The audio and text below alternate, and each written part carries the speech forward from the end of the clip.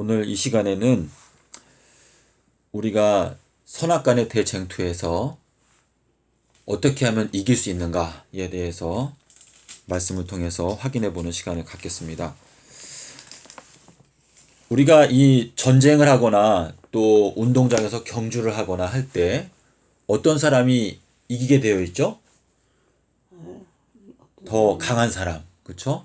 예. 그래서 이 전쟁에서 강한 자가 승리하게 되는 것인데, 모세가 이스라엘 백성들을 출애굽을 시켜서 40년 동안 광야 생활을 하다가 이제 약속의 땅 가나안 땅에 들어가기 바로 직전에 하나님께서 지도자를 바꾸시죠. 그래서 누구로 바꿨죠? 예, 여호수아로 바꾸면서 하나님께서 여호수아에게 뭐라고 명령하셨죠? 강하고 담대. 예, 너는 강하고 담대하라 이렇게 말씀을 하셨습니다. 근데 히브리서에 나타나 있는 여호수아가 만약에 그들에게 안식을 주었다면이라고 하는 그 말씀을 살펴보게 되면 마태복음 1장 23절에 나타나 있는 아들을 낳을 건데 이름을 뭐라고 하라고 그랬죠? 예수라 하라. 가브리엘 천사가 와서 마리아에게 아기를 낳게 되면 이름을 예수라 하라 라고 말했는데, 그 예수라고 하는 단어하고 히브리서에 나오는 여호수아라고 하는 단어랑 같아요. 그래서 우리가 알 수 있는 것은, 우리가 이 율법이라고 하는 것이 우리의 몽학선생이 되어서 지난 세월 동안 우리들을 인도해 왔는데, 이제 이 마지막 때 우리가 요단강을 건너가게 되는 이 과정에서 결국은 우리의 지도자는 예수 그리스도이시다라는 것을 말씀하시고 있는데, 예수 그리스도는 강하신 분으로 표현이 되어져 있거든요. 그래서 이 강한 자가 승리하게 된다라는 것을 성경에서 말하고 있습니다. 잠언 24장에서 지혜가 있는 자는 강하다라고 이렇게 말씀을 하셨는데, 내 아들아 무엇을 먹으라고 그랬죠? 꿀을 먹으라. 이것이 너에게 좋다. 이렇게 말을 했어요. 근데 삼손이라고 하는 이름의 뜻이 태양이라고 하는 뜻인데, 삼손이 우리한테 수수께끼를 낼 때 뭐라고 했죠? 먹는 자에게서 단 것이 나오고. 예, 먹는 자에게서 먹는 것이 나오고, 예, 또 강한 자에게서 단 것이 나온다라고 하는 그 표현을 생각하게 되면, 삼손이 길을 가다가 어린 사자를 만났는데, 젊은 사자를 만났는데 그 사자를 찢어 죽였죠. 마치 염소 새끼를 찢어 죽이는 것처럼 그냥 쉽게 찢어 죽였어요. 그래서 자기 볼일을 보고 돌아오다가 사자 시체 속에 벌이 집을 만들어서 거기에서 이제 꿀을 먹게 되었는데, 이 삼손이 냈던 그 수수께끼의 정답이 그 사자였잖아요.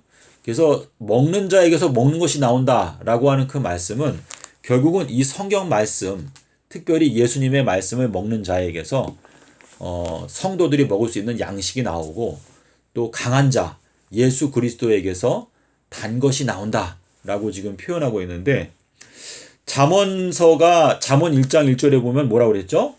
비유, 예, 솔로몬의 비유다라고 말하면서 1장 6절에서 뭐라고 말했어요? 이 잠언서를 읽게 되면 어떻게 된다? 오묘한 것을 깨닫게 된다라고 말했습니다. 근데 이 오묘하다라고 하는 그 단어가 이제 삼손이 사용했던 수수께끼라고 하는 단어랑 같은 단어인데, 잠언서를 읽게 되면 오묘한 것을 깨닫게 된다라고 말씀하시고, 그 다음에 바로 말씀하신 게 뭐였어요? 여호와를 경외하는 것이 지식의 근본이다 라고 이렇게 말씀하셨는데, 결국은 우리가 이 꿀과 같이 단 것, 또 지혜를 얻는 것의 핵심은 여호와를 경외하는 것이 그 근본적인 힘이 거기에 들어있다라는 것을 저희들에게 말씀하시는 것인데, 이 비유라고 하는 단어가 제일 먼저 성경 어디에 나올까요? 비유. 비유요? 예. 잠언 아니에요?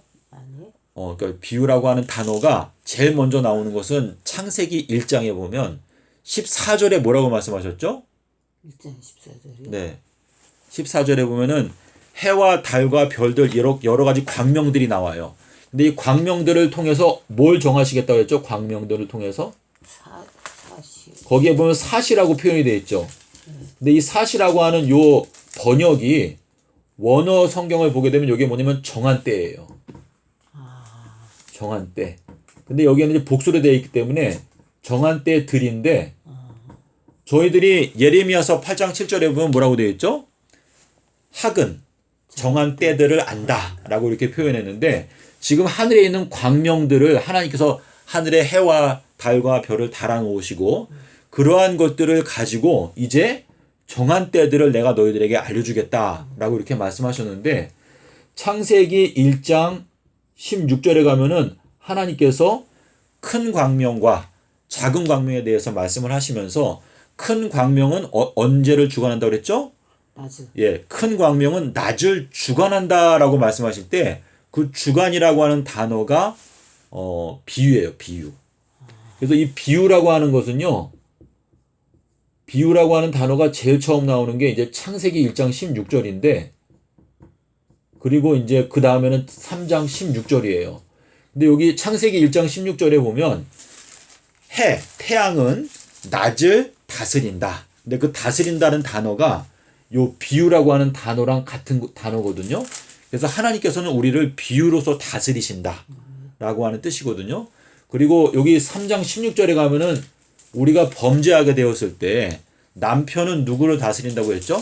아내를. 예, 아내를 다스린다라고 하는 말씀하실 때 그 말씀 속에서는 사실상 예수 그리스도께서 아내가 되신 우리 교회에 대해서 갖고 계신 그분의 위치를 지금 표현하고 있는 것이거든요.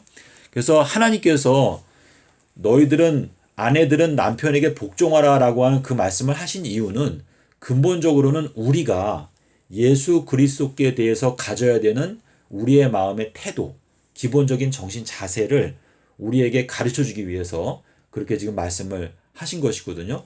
그래서 창세기 3장 16절에서 이 여자한테 말씀하시기를 남편은 너를 이제 다스릴 것이다 라고 하는 말씀하셨는데 주님께서는 이 범죄 역사 6천년 동안에 어제도 말씀을 드렸지만 우리가 호세아의 그 이야기를 보면 호세아가 그 음란한 여자를 데려다가 또 음란한 자녀를 낳았지 않습니까? 그와 마찬가지로 예수님께서는 한 번도 그 하나님의 율법이 무너진 적이 없었는데 아담과 하와 때문에 율법이 무너지게 되면서 그분께서 그 음란한 이 세상 전체를 이제 번성하게 허락을 하시고 그리고 그 가운데에서 한 번도 이루지 아니하셨던 기적을 이제 이루시는 것인데 그것이 요나의 기적이다라고 하는 의미거든요. 그래서 저는 오늘 이제 여기 말씀 준비한 거는 강한 자에 대해서 설명을 했지만 우리가 이 마지막 때에 깨달아야 되는 가장 핵심적인 진리는 사실상은 십자가의 그 비밀이거든요. 그래서 십자가와 창조 사이에 무엇이 다른가?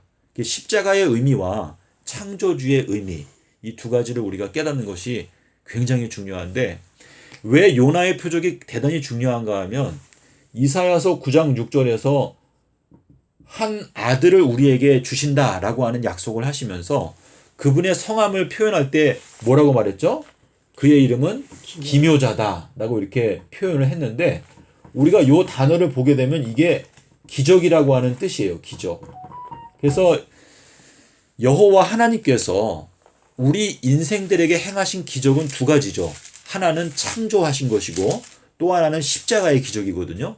근데 예수님께서 이 땅에 계시는 동안에 여러 가지 기적들을 많이 행하셨지만 그 여러 가지 기적 중에서 가장 큰 기적은 바로 그분 자신이 죽으신 사실, 그것이 가장 큰 기적이다라는 것을 말씀을 하시는 것이거든요. 예, 그래서 오늘 이제 저희가 이 강한 자에 대해서 함께 살펴보면서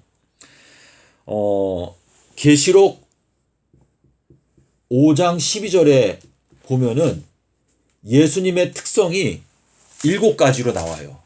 근데 거기에 보면은 계시록 5장 12절에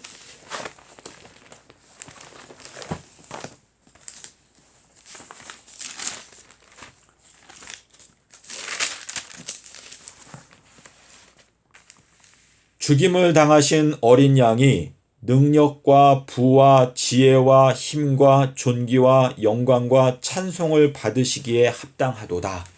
이렇게 기록이 되어져 있는데 이 각각의 단어들이 굉장히 중요한 의미가 있죠. 근데 오늘 저희가 살펴보는 부분은 지혜 다음에 뭐가 있죠? 힘이라고 하는 단어가 있죠. 이 단어가 강하다라는 지혜라고 하는 단어거든요. 그래서 예수 그리스도께서는 지혜와 강함이 있으시다라고 지금 표현하고 있는데 7장 12절에 가면 하나님에 대해서 설명하면서 굉장히 거의 비슷해요. 여기에도 아멘, 찬송과 영광과 지혜와 감사와 존귀와 능력과 힘이 우리 하나님께 세세토록 있을지로다. 아멘. 이렇게 지금 설명을 하고 있거든요. 그래서 어린 양께서, 자, 우리 계시록에 나오는 요 어린 양이라고 하는 단어가 뭐죠? 어린 양이라고 하는 단어가 이 계시록에만 나오는 단어가 요 어린 양이라고 하는 단어인데 사복음서에서 계시록에 나오는 요 어린 양이라고 하는 단어가 딱 한 번 나와요. 사복음서에는. 그래서 요 어린 양이라고 하는 요 단어는 계시록에서만 사용된 단어인데 요게 지극히라는 단어가 앞에 붙어야 돼요. 지극히 작은. 그래서 지극히 작은 어린 양이라고 하는 요 단어는 계시록에만 나와요. 계시록에만. 계시록에만 나오고 사복음서에서는 딱 한 번 나오는데 그게 예수님께서 베드로를 만났을 때 뭐라고 말했죠? 너는 내 양을 먹이라라고 말씀하실 때 예수님께서 베드로한테 너가 나를 사랑하느냐 3번 물어봤잖아요. 근데 첫 번째 물어봤을 때 베드로한테 말씀하시기를 너는 나의 지극히 어린 양들을 먹이라 그랬어요. 양들을. 양들을. 그러니까 우리가 지금 알 수 있는 거는요. 왜 계시록에서만 특별하게 사용된 이 어린 양이라고 하는 단어가 사복음서에서 요한이 말할 때 세상죄를 지고하는 하나님의 어린 양이다라고 말할 때는 그건 그냥 보통 양이에요. 근데 계시록에 나와 있는 요 어린 양은요. 지극히 작은 어린 양이라고 하는 단어를 썼어요. 계시록에서만. 그런데 주님께서 이 땅에 계실 때 너희가 지극히 작은 자 하나에게 한 것이 곧 나에게 한 것이다 라고 하는 말씀을 하셨죠. 그래서 주님께서 이 마지막 때에 갖고 계신 계획은 뭐냐면 고린도전서에서도 말했잖아요. 우리 모임 가운데에서 능력 있는 자가 많지 않고 문벌 있는 자가 많지 않고 부자가 많지 않은데 하나님께서 어떻게 한다 그랬어요? 이 세상에 연약한 자들을 선택하셔가지고 이 세상에서 돈 많고 지혜 있는 자들을 부끄럽게 하신다. 예수님께서 하나님 아버지께 감사 기도를 드리면서 뭐라고 말했죠? 천부의 하늘의 주제, 천부의 주제시여 이 비밀을 이 어린 아이들에게는 계시하여 주시고 저 사람들에게는 숨겨두신 것을 감사합니다라고 이렇게 말씀을 하셨습니다. 그래서 지금 계시록에 나와 있는 이 어린 양이라고 하는 단어가 지극히 작은 어린 양이다라고 하는 뜻이기 때문에 이 계시록을 이루어 나가시는 그분의 계획 속에는 세상적으로 볼 때에는 비천하고 연약한 자들이지만 그분께서 그러한 무리들을 부르셔가지고 이 마지막 때 크신 일을 이루신다라고 하는 그러한 약속이 들어있다라고 하는 뜻인데 지금 이 모든 쟁점 가운데 핵심 가운데 있는 것이 지혜라고 하는 것이거든요. 지혜. 그래서 이 지혜라고 하는 것은 꿀송이와 같은 것이고 그리고 요나의 표적 이것이 지존자의 지혜이다라고 하는 의미입니다. 우리 계시록 5장에 가서 보면은 여기에 왜 요한이 울었죠? 인봉된 책을 뗄 사람이 아무도 없으니까 울었어요. 그때 여기 5장 2절에 보면 뭐라고 되어 있죠? 5장 2절에 보면 또 봄에 그 다음에 뭐라고 됐어요? 야, 힘 있는 천사가 큰 음성으로 네. 자, 여기에 힘 있는 천사가 왜 나왔을까요? 힘 있는 천사가 요게 요 앞에 강하다고 하는 단어거든요. 강한 천사가 큰 음성으로 외치기를 누가 그 두루마리를 펴며 누가 그 인봉을 떼기에 합당하냐라고 물어보잖아요. 자, 그러면 힘이 센 강한 천사라는 건 뭐예요? 그 천사는 뭐가 있다? 지혜가 있다라고 하는 뜻인데 지혜 있는 천사가 우리한테 퀴즈를 내는 거예요. 그렇죠? 지혜가 있기 때문에 물어보는 거죠. 누가 과연 이 다니엘서의 7인봉을 뗄 수 있다고 생각하느냐? 너희가 생각할 때는 누가 그 책을 열 수 있다고 생각하느냐? 라고 물어보니까 여기에서 누가 대답하죠? 예, 5절에. 예. 장로 중 하나가 장로 중 하나가 울지 마라. 유대 지파의 사자 예. 다윗의 뿌리가 이기었으니 이 책과 그 인보 일곱 인을 떼시리라 하더라. 네. 자, 그래서 이 장로라고 하는 것은 24장로가 머리에 뭘 쓰고 있다고 그랬죠? 면류관. 예, 금으로 된 면류관을 쓰고 있다라고 말했는데 금이라고 하는 것은 무엇을 뜻해요? 잠언 3장 14절에 보면 정금과 무엇이 비교되어 있죠? 그 지혜랑 같이 비교되어 있어요. 그래서 24장로가 머리에 금면류관을 쓰고 있다라고 하는 것은 장로가 지혜를 갖고 있다라고 하는 뜻인데 장로 직분에 대해서 바울이 뭐라고 말했죠? 지혜 있는 자. 잘 다스리는 장로는 배나 존경할 자로 알라라고 하는 말씀이 있는데 거기에 잘 다스린다라고 하는 그 다스린다라는 단어 그 단어 속에 뭐가 들어있을까요? 지혜. 거기에 일어선다라는 단어가 들어있어요. 일어선다. 그래서 우리가 디모데전서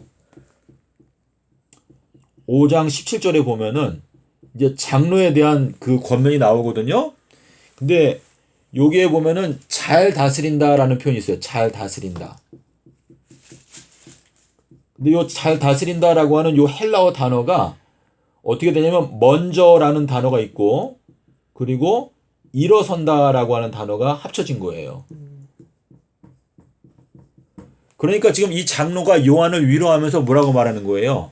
너 울지 말아라. 유다 지파의 사자. 사자는 뭐죠? 우리가 아까 배운 대로 꿀을 우리에게 주는, 그렇죠? 단 것을 우리에게 주는 예수 그리스도를 나타내는 것인데 유다 지파의 사자가 그 무덤의 인봉을 떼고 무덤에서 살아서 돌아 나왔기 때문에 그 예수님께서 7 인봉을 뗄 수 있는 자격이 있다. 그러니까 울지 말라라고 말을 하는 것인데 그 장로라고 하는 요 직분을 가진 사람은 먼저 일어선다라고 하는 것은 말씀을 깨닫는 무리, 깨닫는 사람이라고 하는 뜻이 여기에 들어있는 것이죠.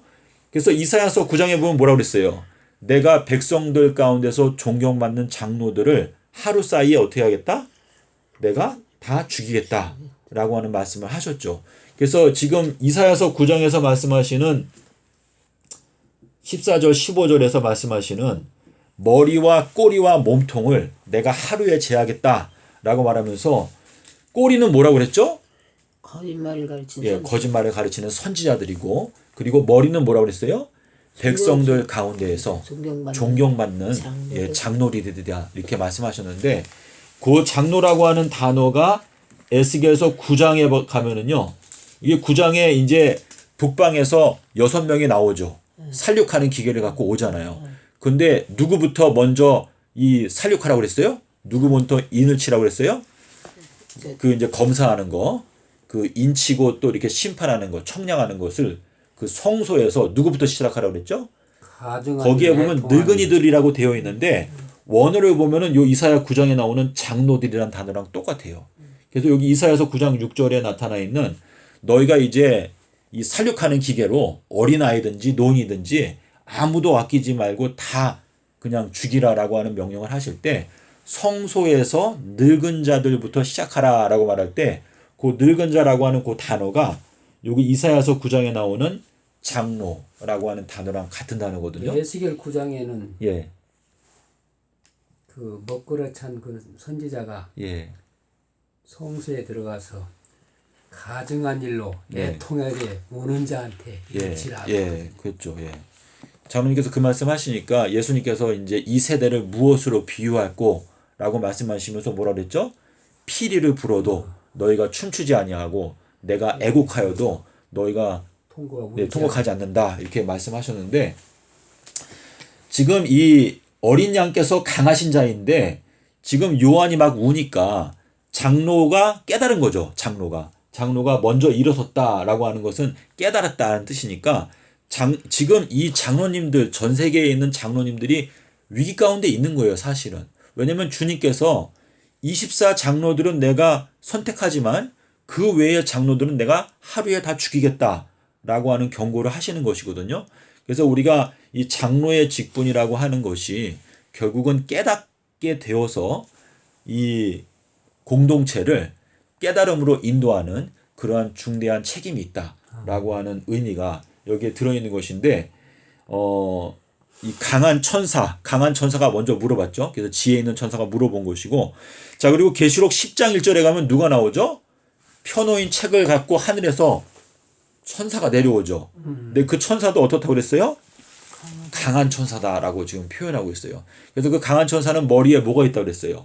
무지개. 예, 머리에 무지개가 있다라고 이렇게 표현을 하면서, 이 무지개라고 하는 것은 언약을 뜻하잖아요. 그리고 또 활을 뜻하고 하기 때문에 지금 계시록 10장에 나오는 무지개가 있는 천사나 계시록 6장에 나오는 첫 번째 인을 뗐을 때 흰 말 탄 자가 손에 무지개를 갖고 있다, 활을 갖고 있다라고 하는 뜻이랑 같이 연결되는 것인데, 활에서 나가는 무기가 뭐죠?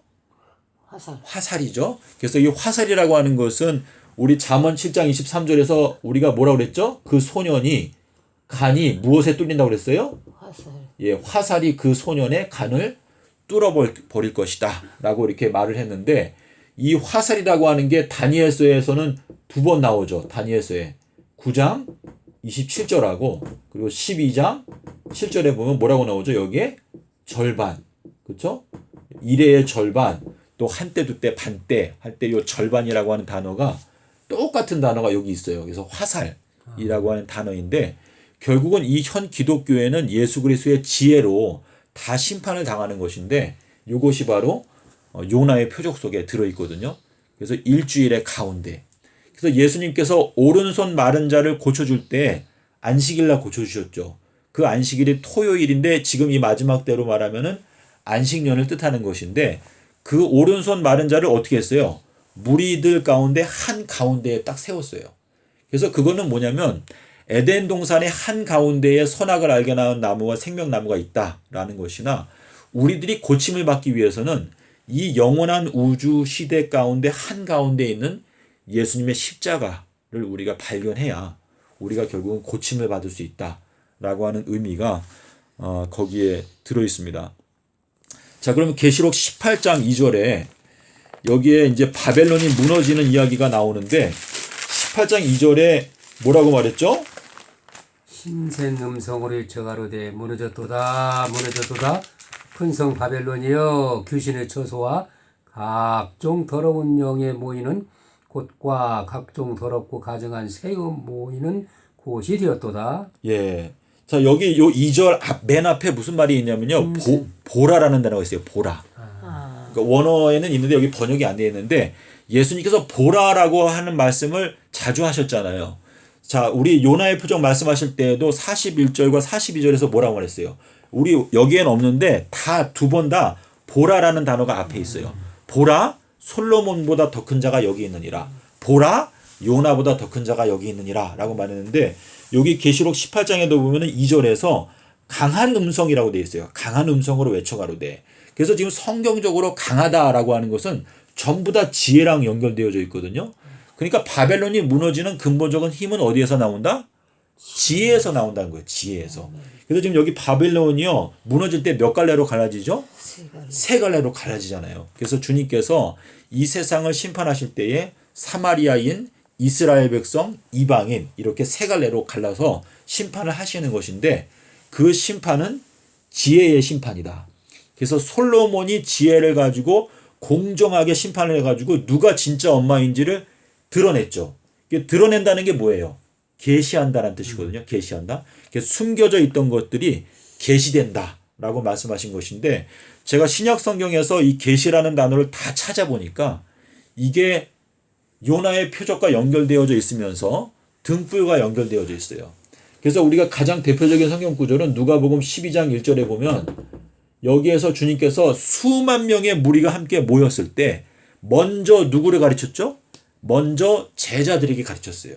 그래서 올해 2022년도는 주님께서 12지파를 불러 모으시는 해인데, 여기에 보면은 수만 명의 무리가 모였는데 그 무리들 가운데서 먼저 제자들에게 가르쳐 주시기를 뭐라고 말했냐면, 너희들이 뭘 주의해라? 외식을 조심해라. 외식은 누룩이고 장로들의 유전이고 또 눈에 있는 들보다, 이렇게 말씀하셨는데, 너희가 누룩을 조심해라 라고 말씀하시고 바로 뭐라고 말했어요? 너희가 외식을 조심하게 되면 감춰져 있던 것들이 다 계시될 것이다 라고 말했어요. 그래서 요 1절과 2절이 연결되어져 있는데, 여기 12장 56절에서 뭐라고 말했죠? 외식하는 자들아, 너희가 어찌하여 날씨는 분별할 수 있으면서 왜 요나의 표적은 분별하지 못하느냐, 이런 말씀을 하셨거든요. 그래서 지금 요 외식이라고 하는 것을 우리가 가장 조심해야 되는데, 이 외식을 벗어나게 되면 숨겨졌던 것들이 계시될 것이다 라고 말씀하시면서, 여기에서는 외식하는 자들에게 주님께서 한탄하시면서 말씀하신 것이 너희가 요나의 표적을 분별하지 못한다 라고 한탄하시는 것인데, 요 요나의 표적이 결국은 우리가 외식에서 벗어날 수 있는 비결이다 라는 뜻이거든요. 그래서 여기 누가복음 12장 56절과 같이 봐야 되는 성경절이 뭐죠? 마태복음 16장 3절과 4절에서, 그리고 6절에 가면 주님께서 요나의 표적을 말씀하시면서 너희가 바리새인들과 사두개인들의 누룩을 조심해라. 그래서 지금 요 누가복음 12장 56절하고 짝이 되는 것이 여기 마태복음 16장 3절, 4절, 그리고 이제 12절. 그래서 바리새인들의 교훈. 그래서 바리새인이라고 하는 뜻이 뭐예요? 바리새인. 바리새인은요? 네. 예. 구별됐다는 거 아닌가? 그쵸. 구별된 사람들. 그래서 거룩하게 구별된 삶을 살기 위해서 사는 사람들처럼 보이지만 그 사람들이 외식하는 경우가 있으니까 너희가 그 외식을 조심해라 라고 이렇게 말씀을 하시고 있는 것입니다. 주님께서 이 감춰졌던 것들이 다 계시되기 위해서는 어떻게 해야 된다고 그랬어요? 무엇을 켜라? 등불. 예, 등불을 켜라. 그래서 이 등불을 켜게 되면 감춰져 있던 것들이 전부 다 계시될 것이다 라고 하는 말씀을 하셨는데, 요게 어디에서 말씀하셨죠? 마가복음 4장 21절, 22절 세 번 말씀하셨어요. 누가복음 8장 16절과 17절, 그리고 이제 마태복음 5장 14절과 15절에서 너희가 등불을 켜게 되면 어떻게 된다고 그랬어요? 감추어져 있던 것들이 드러나지 않을 것이 없고 숨겨져 있던 것들이 계시되지 않을 것이 없다 라고 이렇게 말씀하셨는데, 우리가 이 계시록에 가면은 예수 그리스도의 계시거든요. 근데 이 마지막 때에는 예수 그리스도께서 이 지구상 전체를 완전히 통째로 통치하신다 라는 것이 이제 다 계시되어서 드러날 것인데, 이 예수 그리스도의 계시라고 하는 단어가 고린도전서 1장에 나오는데 이 말씀을 좀 같이 볼게요. 고린도전서 1장 6절과 7절에 여기 예수 그리스도의 계시라는 단어가 있는데요. 이게 번역이 좀 잘못됐는데 6절하고 7절에 한번 읽어보실래요? 6절하고 7절. 그리스도의 증거가 예. 너희 중에 견고케 되어 너희가 모든 은사에 부족함이 없이 우리 주 예수 그리스도의 나타나심을 기다림이심이라. 예, 거기 나타나심이란 단어를 계시라고 바꿔도 돼요. 왜냐면 똑같은 단어거든요. 자, 그래서 우리 6절에서 뭐가 확실하게 되라고 그랬죠? 5절에서? 5절에 보면은, 여기 5절에 보면은, 죄송합니다. 6절에 보면은 증거. 그리스도의 증거라고 그랬죠. 증거가. 자, 그리스도의 증거라고 하는 거는 계시록에서는 예수의 증거라고 되어 있는데, 그리스도란 뜻이 뭐예요? 기름 부음을 받은 자란 뜻이죠. 근데 계시록에 보면 예수의 증거라는 단어가 많이 나오잖아요. 요한이 왜 반모섬에 갇혀 있었어요? 예수의 증거 때문에. 자, 그리고 계시록 19장에 가면 예수의 증거 때문에 목배임을 받았던 영혼들이 어떻게 된다고 그랬어요? 살아서 1000년 동안 왕노릇을 한다라고 말하면서 예수의 증거가 굉장히 중요한 것인데, 여기에 보면은 그리스도의 증거가 우리의 마음 가운데 어떻게 해라? 견고하게, 확고하게 우리의 마음 가운데 그게 자리매김을 하게 되면, 여기 7절에서 뭐라고 말했죠? 너희가 이제 모든 은사에 부족함이 없게 되면서 예수 그리스도의 계시를 기다릴 수 있게 된다라고 말씀하셨어요. 그래서 지금 6절과 7절이 연결되어져 있는데, 여기 7절에 보면 예수 그리스도의 계시라고 나오죠. 거기 나타나심이라고 하는 단어가 계시록에 나오는 예수 그리스도의 계시라고 하는 단어랑 같은 단어거든요. 그래서 지금 예수의 증거가 근본적으로 계시록을 깨달을 수 있는 열쇠이다 라고 하는 뜻이거든요. 그래서 이 예수의 증거를 가진 무리가 이 마지막 때에 참된 남은 무리인데 그것이 그 여자의 누구죠? 씨에. 예. 그래서 우리가 원어를 보게 되면 여기 계시록 12장 17절에 여기 원어에 보게 되면 여자의 뭐라고 그랬어요? 씨에. 그 다음에 남은 자손, 남은 자들. 이렇게 돼 있거든요. 여기 씨는 누구를 말하는 거예요? 씨. 예? 여기 계시록 12장에서 말하는 씨. 여자의 씨에 예. 여자의 씨 예. 여자의 씨는요 성도를 말하는 거 아니에요? 지금 여기 이제 계시록 12장의 내용이 뭐냐면 이제 여기 철장 남자가 올라가잖아요. 그래서 철장 남자가 여자의 씨에 예. 그래서 여자가 낳은 씨가 요 이제 철장 남자를 말하는 것인데 그 여자의 씨인 철장 남자 때문에 생겨나게 되는 남은 무리들. 이 남은 무리들의 특징이 뭐냐면 하나님의 계명을 지키고 또 예수의 증거를 가진 무리들이다라고 이렇게 말을 하고 있는데 이 예수의 증거를 가진 무리를 이제 용이 핍박할 것이다라고 지금 말을 하고 있거든요. 그래서 우리가 여기 12장 8절에 가면은 여기에 용이 어떻다고 그랬어요? 용이 강하지 못하기 때문에 쫓겨난다. 그렇게 말했거든요. 우리 여기 5절에 가면은 이 철장 남자가 하늘로 어떻게 된다고 그랬어요? 올려간다 그랬어요. 올려간다. 근데 이 올려간다라고 하는 게 데살로니가서에 보면 뭐라고 했어요? 우리가 공중으로 어떻게 된다? 끌어올려 공중에서 주를 영접하게 하신다라고 말했는데 장로계단은 휴거한다고 그러지. 예.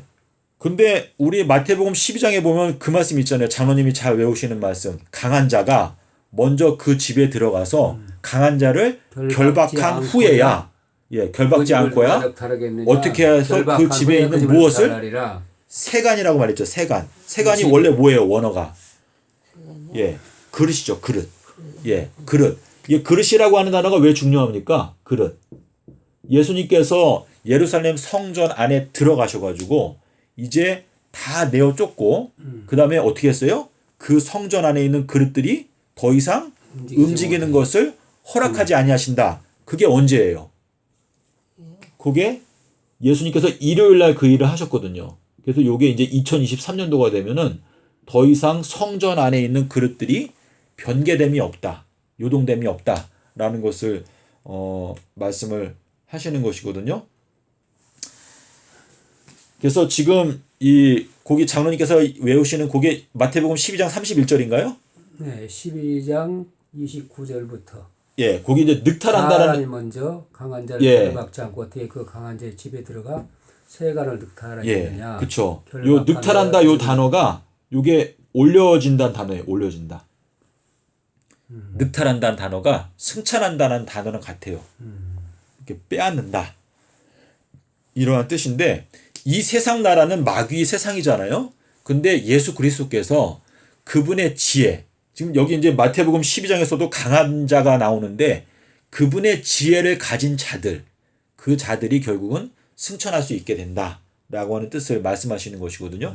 그래서 계시록 12장 5절에 있는 올려가더라, 철장 남자가 올려가더라고 하는 그 단어 속에는 결국은 철장 남자가 갖고 있는 특징은 뭐냐면 지혜를 가진 자이다 라고 하는 뜻이 거기에 들어있는 것이거든요. 그래서 계시록에서 지금 강한 자에 대해서 굉장히 많이 나타나고 있는데 계시록 17장 14절에 가면은 어린 양은 만왕의 왕이요 만주의 주이시기 때문에 어떻게 한다 그랬어요? 저를 이기실 것이요 라고 말했어요. 이기실 것이요. 그래서 우리가 아까 계시록 5장 12절에서 예수님은 강하시다 라고 말했는데 예수님께서 이기신다 라고 하는 그 뜻은 그분의 지혜가 승리한다 라고 하는 뜻이거든요. 예, 그래서 그리고 계시록 18장 21절 여기에 강하다라고 하는 표현이 또 나오는데 우리 계시록에서 맷돌이라고 하는 표현이 왜 나올까요? 맷돌. 맷돌. 18장 21절에 보면 자, 우리 계시록 18장 21절에 여기에 한 신센 천사가 큰 맷돌 같은 돌을 들어 바다에 던져 가로되 큰 성 바벨론이 이같이 몹시 떨어져 결코 다시 보이지 아니하리로다. 예. 자, 여기에 힘센 천사, 강한 천사가 나오는데 맷돌에 대해서 말을 했죠. 근데 예수님께서 사복음서 가운데에서 맷돌에 대해서 말씀하신 적이 언제 있었죠? 예수님께서 뭐라 했어요? 맷돌을 달고 있으면 그거 말고 또 한 번 말씀하신 게 있는데 뭐가 있냐면 이 소자 중 지극히 작은 자 하나를 어떻게 하면 실족하게 하는 것보다 어떻게 하는 게 낫다고 연자 했어요? 맷돌을 메고 바다에 빠짐이 더 나으리라. 예. 그래서 지금 여기에 나오는 요 강한 천사가 지금 맷돌을 갖다 바다에 던지면서 뭐라고 말했어요? 바벨론이 이 맷돌처럼 바닷속에 빠져서 멸망하게 됐다라고 말씀하시는 건 뭐냐면 이 바벨론이라고 하는 이 단체의 특징은 뭐냐면 지극히 작은 자들은 그냥 무시해버리는 특징이 있는 거예요. 근데 예수님께서는 그런 분이 아니거든요. 그래서 예수님은 지극히 작은 자 하나를 만약에 너희가 실족하게 하면 그렇게 하는 것보다 차라리 너가 그냥 연자맷돌을 목에 메고 죽는 것이 오히려 낫다라고 말씀하시는 것은 예수님 자신도 지극히 작은 자였고 또 침례 요한에 대해서도 주님께서 말씀하실 때 하나님의 나라에서 침례 요한은 가장 작은 자이다라고 하는 말씀하셨거든요. 또 겨자씨는 가장 작은 씨이다라고 말했는데 우리가 볼 때 지극히 작은 자라고 하더라도 그 사람이 하는 말이 진리라고 하면 그 진리가 승리한다라고 하는 것을 말씀을 하시는 것이거든요. 그래서 여기서도 보면은 강한 천사, 이 강한 천사가 19장 10절에 나오는 그 천사랑 같은 천사인데요. 예, 그래서 요 강한 천사가 맷돌을 들어서 던졌다라고 하는 그러한 뜻이 되겠고, 그리고 이제 내 뒤에 오시는 분은 뭐라고 그랬죠? 나보다 능력이 강하시다. 예, 강하시다라고 이렇게 말씀하셨습니다. 그리고 베드로가 물 위를 걸어가다가 왜 빠졌어요? 의심해서 뭐 때문에 빠졌어요? 의심해서 빠지긴 빠졌는데 뭘 보고 무서워했죠? 바다 물 예. 우리 여기 마태복음 14장 30절에 보면 바람이 강하여서 무서워 빠져가는지라라고 말했는데 우리가 예수 그리스도께서 주시는 지혜로 말미암아 강하게 되지 않으면은 이 바벨론이라고 하는 나라는 강한 나라예요. 그래서 예수님의 지혜가 없으면 저희가 결단코 이 바벨론에서 불어나오는 이 바람을 이길 수가 없는데 베드로가 그 바람을 보고 무서워서 빠져갔다라고 하는 것은 우리가 이 마지막 때 물 위를 걸어가는 것이거든요. 그래서 계시록 15장에 보면 뭐라고 되어 있죠? 3절에 거기 보면은 짐승의 수를 이기고 벗어난 자들이 어디에 서 있다고 그랬어요? 불이 섞여 있는 수정과 같은 유리바다 위에 서 있다. 예, 그래서 바다 위에 서 있는 것은 우리가 구원받은 자들이 지혜가 있기 때문에 그 바다 위를 걸어가지만 그 불이 섞여 있는 그 바다에 빠져주는 거는 결국 무슨 바다예요? 지혜로 말미암아 이르러 오는 심판의 바다를 뜻하는 것인데 계시록에 나오는 수정, 유리 이게 뭘 뜻해요? 수정과 유리가 뜻하는 게 뭐죠? 욥기서 28장에 보니까 수정과 유리가 뭐라고 나왔어요? 욥기서 28장 가볼까요?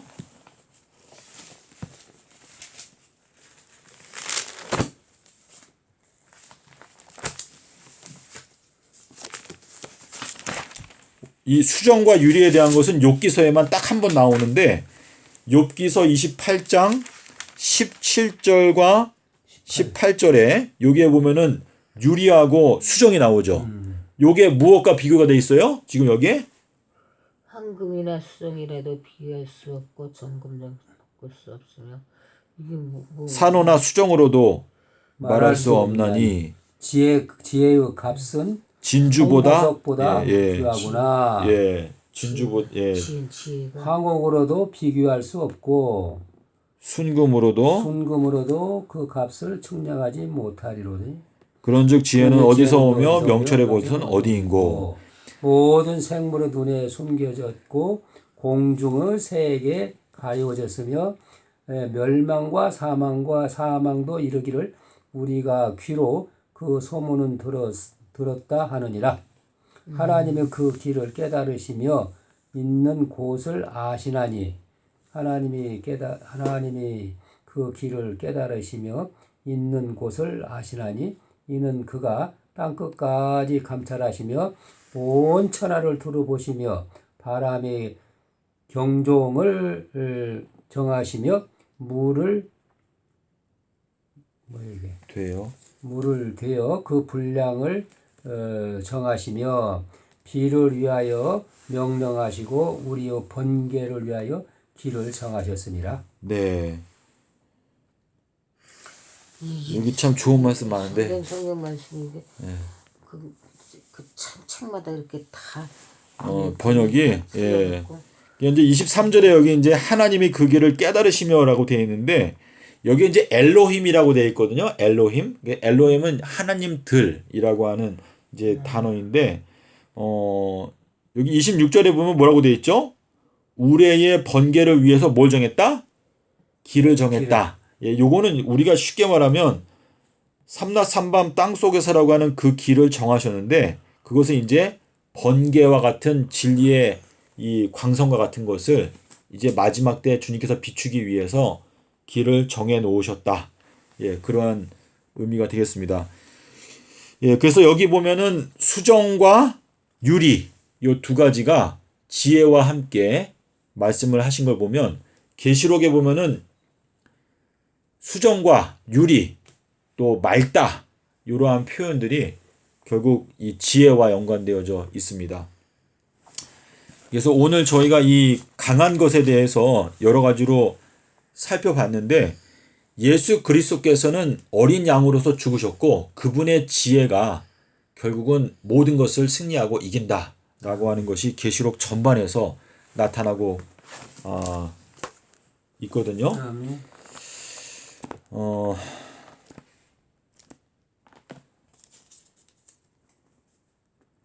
지금 한 40분 정도 했는데 우리 잠깐 쉬었다가 조금 더 하고 잠깐 기도하고 마치겠습니다.